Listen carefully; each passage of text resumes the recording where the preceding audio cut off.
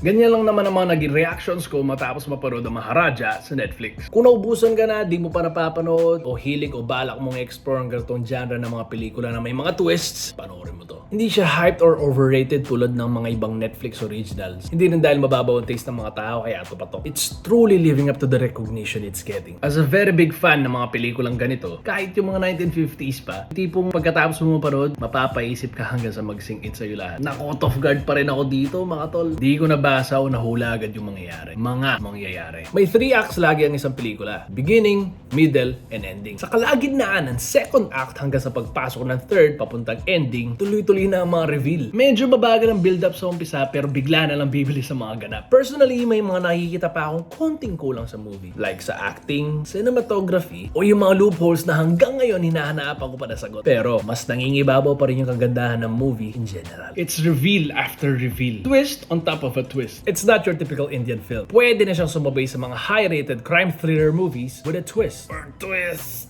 Dapat lagi kang tutok sa mga ganitong movies. Well, kahit ano naman palabas. Kasi marami ka malalampasan na importanteng detalye. Sayang naman yung binong palabas kung distracted o di ka naman focused, diba? Tapos sasabihin, okay lang, sakto lang, di ko siya feel eh. So yun, it's a 9 out of 10 for me. Kung na-enjoy mo ang movie na to, I would recommend a Japanese film called Old Boy in 2003. Hindi yung remake ah. Ang huling masasabi ko lang siguro, humanap na kayo ng matibay na basurahan. Sir, last me sir. Sir, last me sir. Patok! Ganda!